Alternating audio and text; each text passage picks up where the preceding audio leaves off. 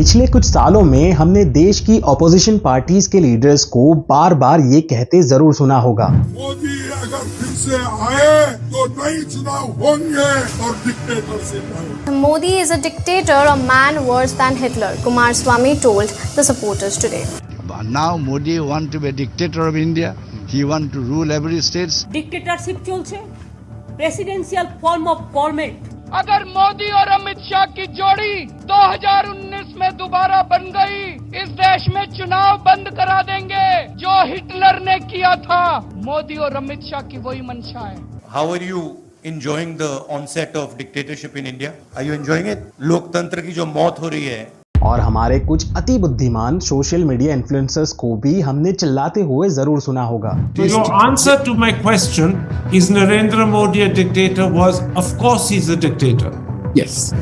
देश डिक्टेटरशिप की ओर गिर रहा है, लोगों की आजादी खत्म करी जा रही, तो ज्यादा समय नहीं लगेगा नॉर्थ कोरिया और रशिया के लेवल तक गिरने में। अरविंद केजरीवाल दिल्ली के चीफ मिनिस्टर अरेस्ट हो गए। एक बहुत बड़ी बात है, कैसे बीजेपी सरकार डेमोक्रेसी को खत्म कर रही है। कभी लोकतंत्र को बचाने के नाम पे Same faces, same slogans, more or less the same protests.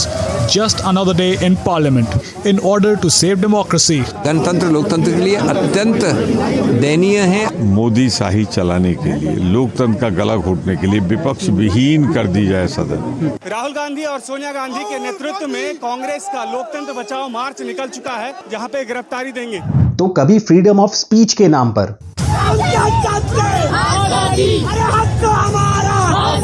मुझको लगता है कि ये आदमी बहुत नीच किस्म का आदमी है।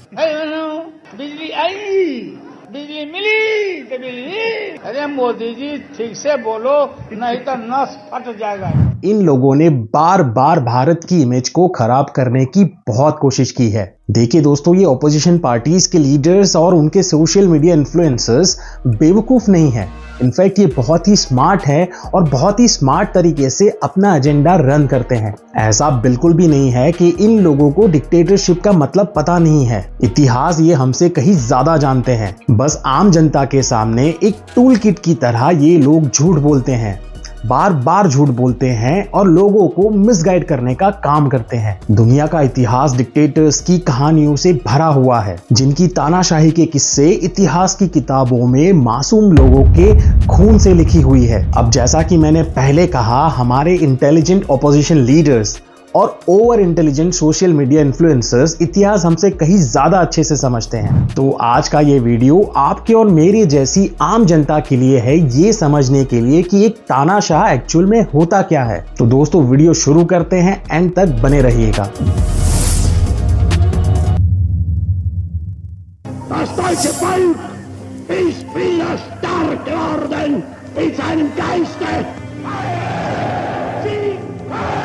एडोल्फ हिटलर 20वीं सदी का सबसे बड़ा डिक्टेटर, जिसने वर्ल्ड वॉर 2 की नींव रखी थी। साल 1933 से 1945 के बीच में जर्मनी में हिटलर ने 40 लाख से भी ज्यादा जूइश लोगों को मरवाया था और हिटलर की वजह से हुए वॉर्स में 50 लाख से भी ज्यादा सोल्जर्स मारे गए थे। हिटलर जर्मनी से जूइश कम्युनिटी को पूरी तरह खत्म कर देना चाहता था और इसी चाहत में हिटलर ने अलग अलग तरीकों से जूइश लोगों को, मासूम लोगों को दर्दनाक मौत दी थी। हिटलर की तानाशाही के खिलाफ जब भी कोई आवाज उठाता तो उसे सरेआम सर पर गोली मार दी जाती थी। तानाशाही इतनी ज्यादा थी कि हिटलर की आर्मी में डेथ मैनेजमेंट डिपार्टमेंट होते थे, जिनमें ऑफिसर्स को अपॉइंट किया जाता था और उनका काम होता था डेथ को मैनेज करना, फिर चाहे वो जूइश हो या हिटलर के विरोधी।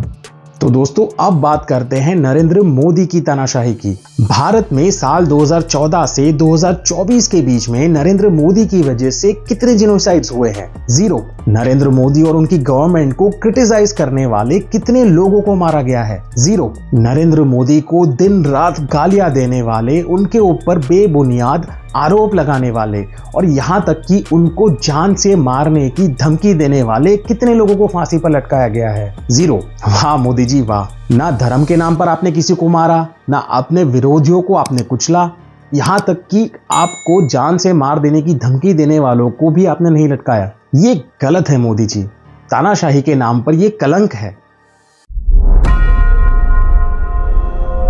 ईदी अमीन साल 1971 में अफ्रीकन कॉन्टिनेंट के स्टेट युगांडा के तीसरे प्रेसिडेंट बने थे। एक ऐसा डिक्टेटर जिसने अपने राज में 10 लाख से भी ज्यादा लोगों का खून बहाया था। ईदी अमीन अफ्रीका के ककवा ट्राइब से बिलोंग करते थे। ककवा ट्राइब एक रिचुअल को फॉलो करता है जिसमें अपने दुश्मन को मार देने के बाद उसके खून को पीकर जीत का जश्न मनाया जाता है और ईदी अमीन भी इसी रिचुअल को फॉलो किया करते थे। हेनरी क्वेम्बा ईदी अमीन की कैबिनेट में 3 साल तक मिनिस्टर रहे थे। आगे जाके उन्होंने अपनी किताब the state of blood the inside story of ईदी अमीन में ईदी अमीन की बर्बरता और तानाशाही के बारे में विस्तार से लिखा है। उन्होंने लिखा है कि कैसे ईदी अमीन ने अपने विरोधी ट्राइब्स और उन ट्राइब्स के सपोर्टर्स को दर्दनाक मौत दी थी। तानाशाही अपने चरम पे थी। अमीन ने युगांडा के former prime minister, chief justice, former governors, vice chancellors और कई सारे कैबिनेट मिनिस्टर्स को बुरी तरह मरवा दिया था। हेनरी ने अपनी किताब में आगे लिखा है कि कई सारे ओकेशंस पर ईदी अमीन ना सिर्फ अपने दुश्मनों को मारकर उनका खून पीते थे बल्कि उनका मांस कंज्यूम करते थे अपनी जीत को सेलिब्रेट करने के लिए। इस तानाशाह ने हैवानियत की सारी हदें पार कर दी थी। तो चलिए अब बात करते हैं हमारे अपने डिक्टेटर नरेंद्र मोदी की। पिछले 10 साल में नरेंद्र मोदी ने अपने कितने विरोधियों का गला काटा है? 0। पिछले 10 साल में नरेंद्र मोदी ने कितने मासूम नागरिकों की हत्या की है सिर्फ और सिर्फ इसलिए क्योंकि वो उनके समाज से नहीं थे? 0। नरेंद्र मोदी ने कितने farmer prime minister, president, governors, chief justice और ऑफिसर्स को मारा है अपने राज्य में? 0। क्या मोदी जी, दुश्मनों का खून पीने की जगह पे आप तो गंगा जल पी लेते हैं। उनका मांस खाने की जगह पे आप तो साल में 3 बार नवरात्रि के उपवास रख लेते हैं। लानत है ऐसी तानाशाही पर। ईदी अमीन आपसे बहुत नाराज होंगे। चाचा नेहरू, अब इनकी तारीफ में मैं क्या बोलूं, आप ये सुन लीजिए। Poet Majru Sultanpuri was jailed for 1 year for calling Nehru Hitler ka chela. 1 year. One of our greatest songwriters and poets rotted in jail. First democratically elected communist government in Kerala was dismissed. Congress president said communist parties wouldn't be allowed to participate in general elections. Stanley Woopert's book 9 Hours to Rama was banned. The book Chandra Mohini was banned. Audrey Menon's The Ramayana was banned. Campbell's The Heart of India was banned. Import of any newspaper that undermined friendly relations. No, I need to go on. I need to go on because this rubbish fake narrative needs to be busted right here and right now. And Russell's Unarmed Victory was banned. Robson's film 9 Hours to Rama was banned. Sadhani's Markane Somnath was banned. Robert Taylor's The Dark Urge was banned. Selling Lady Chatelier's Lover was banned. The book What Has Religion Done for Mankind was banned. Ratnavak's Bhupat Singh was banned. Import of any obscene drawing or painting was banned. Mrinal Sen's film Neel Akshar Niche was banned. Menon's Rama Retold was banned. Tony Hagen's book Nepal was banned. The RSS organizer was censored. Its publishers prosecuted. Film Gokur Shankar was banned. Godse's testimony was banned. Goswami's film Runumi was banned. Historian Dharampal was jailed and criticized for Nehru for Indo-China War. Releasing the film 1962 war film Bhool Na Jana was blocked. Pandit Rajendra Prasad's speech was barred from distribution. Draconian press objectionable ban was passed. Columnist Vivek was fired. His column critical of Nehru discontinued. HT editor Durga Das was fired. His column critical of the Nehru family discontinued. Congress leaders demanding Nehru's resignation were arrested and jailed. Ads to Times of India was discontinued for speaking against government policy. Magazine Crossroads was banned. Play Nigame Communistike was banned. Its actors arrested. Hindi film songs were banned from being played in the AIR. Congress demanded a ban on iconic film Parasakti. Film Nastik was banned. Woopert pop music was banned from AIR. People's Theatre Association was banned. Play Hariganaz Master was banned. Film Ganga Jamna was blocked. Sarat Chandra Chattopadhyay's play Mahesh was banned. Tagore's play Gora was banned. Balraj Sahni's play Jadoo Ki Kursi was banned. Tagore's play Bharat Srichan was banned. Paradeep film song was deleted. 2 songs from Fir Subah Hogi were banned. Harmonium was banned. This is Jawaharlal Nehru, the paragon of freedom of speech and liberty. Is there anything left to be said? बाप रे, देव मानुष निकले चाचा।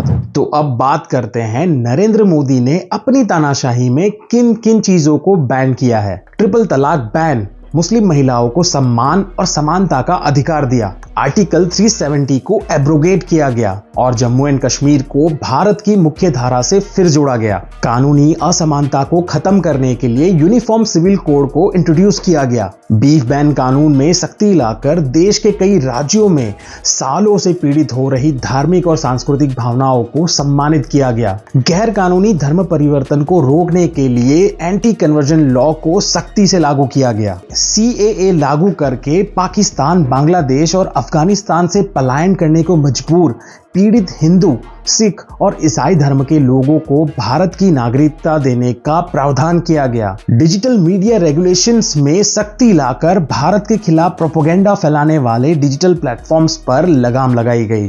PFI जैसे आतंकी और देश विरोधी एक्टिविटीज करने वाली ऑर्गेनाइजेशंस को बैन किया गया। और सबसे जरूरी चीज, इंडिया दैट इज भारत से Bharat that is also India की भावनाओं को जगाया गया।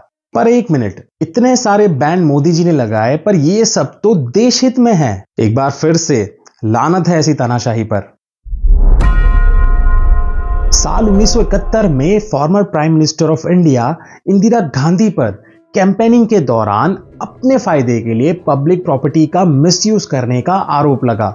लोअर कोर्ट से कन्विक्शन के रूप में तत्काल प्रभाव से इंदिरा गांधी को अपनी पार्लियामेंट्री सीट को वैकेट करने का ऑर्डर दिया गया। हालांकि उन्होंने ऐसा किया नहीं। इसी बीच ऑपोजिशन पार्टी लीडर्स के द्वारा कोर्ट के ऑर्डर के बाद इंदिरा गांधी पर रिजाइन करने के लिए दबाव बनाया जाने लगा। और इन सब हालातों के बीच में इंदिरा गांधी ने एक ऐसा कदम उठाया जो लोकतांत्रिक भारत के इतिहास का सबसे काला अध्याय बनने जा रहा था। इमरजेंसी। 25 जून 1975 को इंदिरा गांधी ने nation wide state of emergency declare कर दी थी, जो अगले 21 महीनों तक चलती रही। इंदिरा गांधी ने स्टेट ऑफ इमरजेंसी डिक्लेयर करके अल्टीमेट पावर हासिल कर ली थी। उनके द्वारा लॉ एंड ऑर्डर को मैनिपुलेट किया गया। देश के ऑपोजिशन पार्टी लीडर्स को पकड़ पकड़ के जेल में डाल दिया गया और इंदिरा गांधी के खिलाफ उठ रहे पॉलिटिकल विरोध को पूरी तरह दबा दिया गया। प्रेस और मीडिया की आजादी को छीनते हुए पूरे 21 महीनों तक उन पर बैन लगा दिया गया और अगर कोई भी मीडिया या प्रेस उनके खिलाफ आवाज उठाता तो उसे भी जेल में डाल दिया जाता। तो ये था आयरन लेडी ऑफ इंडिया से the dictator lady of India का सफर। तो चलिए अब जानते हैं डिक्टेटर मोदी का सफर कैसा रहा। साल 2002 गोधरा, गुजरात। साबरमती एक्सप्रेस में सफर कर रहे कुछ हिंदू कार सेवकों पर एक मॉब द्वारा जानलेवा हमला किया गया, जिसमें उन्हें जिंदा जला दिया गया था। 58 हिंदू इस हमले में मारे गए और इसके तुरंत बाद गुजरात में बहुत ही भयंकर दंगे फैल गए थे। तत्कालीन चीफ मिनिस्टर नरेंद्र मोदी, जो अभी कुछ ही महीनों पहले गुजरात के चीफ मिनिस्टर बने थे, अचानक उठी इस आग को बुझाने में लग जाते हैं।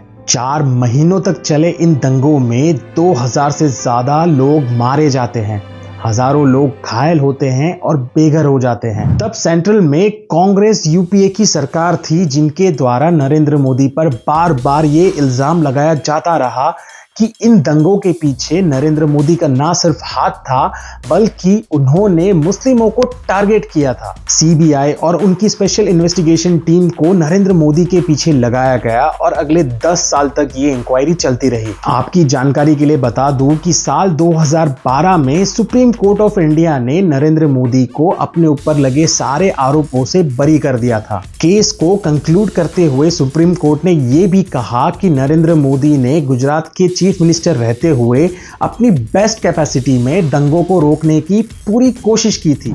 अब यहां पर गौर करने वाली बात यह है कि साल 2002 से 2014 तक नरेंद्र मोदी गुजरात के चीफ मिनिस्टर थे और उतने ही टाइम के लिए कांग्रेस UPA की सरकार सेंट्रल में थी। इन 10 सालों में सैकड़ों बार नरेंद्र मोदी को CBI और उनकी टीम्स के द्वारा इंक्वायरी और पूछताछ के लिए बुलाया जाता था। घंटों तक CBI के द्वारा नरेंद्र मोदी के ऊपर ये इंक्वायरीज और ड्रिलिंग्स चलती रहती थी और ये सिलसिला अगले 10 साल तक चलता रहा। नरेंद्र मोदी ने कानून का पालन करते हुए CBI की इन सब इंक्वायरीज को फेस किया था। क्या आप लोगों को नरेंद्र मोदी के ऊपर चल रहे इन केसेस के बारे में, इन इंक्वायरीज के बारे में कोई जानकारी थी? शायद नहीं होगी, क्योंकि नरेंद्र मोदी और उनकी पार्टी देश के संविधान और कानून का सम्मान करते हैं और बिना शोर शराबा किए कानून का पालन करते हैं। ना नरेंद्र मोदी ने कभी इस बात का विरोध किया और ना ही कभी प्रेस कॉन्फ्रेंस करके लोकतंत्र खत्म हो गया है इस चीज का ड्रामा किया। और ये आजकल के पप्पू कजरू और उनके समर्थक 4 दिन की इंक्वायरी होने पर सड़क पर उतर जाते हैं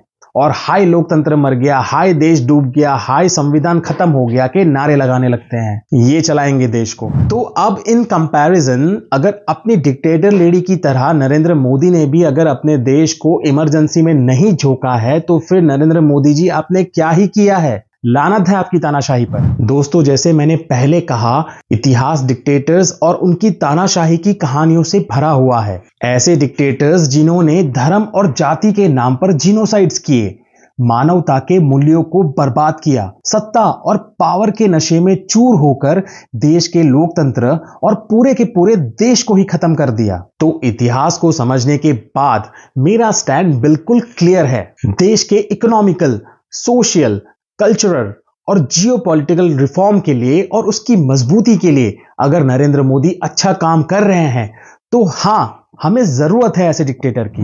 बिना किसी भेदभाव के अगर आज नरेंद्र मोदी देश और देश के नागरिकों के लिए, उनके उज्जवल भविष्य के लिए अगर काम कर रहे हैं तो हाँ, हमें जरूरत है ऐसे डिक्टेटर की। देश को मजबूत बनाकर, उसे सुरक्षित रखकर, देश के दुश्मनों को मुंह तोड़ जवाब देकर अगर आज नरेंद्र मोदी के शासन में भारत विश्व गुरु बनने जा रहा है तो हाँ, हमें जरूरत है ऐसे डिक्टेटर की। क्योंकि भाई साहब, यहाँ पे बात यह है कि देश के कुछ करप्ट ऑपोजिशन लीडर्स और उनके सोशल मीडिया के चंटू बंटुओं के लिए तो नरेंद्र मोदी किसी तानाशाह से कम हो ही नहीं सकते, क्योंकि इतने कांड कर रखे हैं इन लोगों ने कि अब इनको जनता को जवाब देने नहीं बन रहा है। तो बिना किसी लॉजिक के, बिना सर पैर के नरेंद्र मोदी को दिन रात कोसने वाले और उन्हें डिक्टेटर कहकर देश की इमेज खराब करने वाले लोगों के लिए मेरे पास एक ही मैसेज है।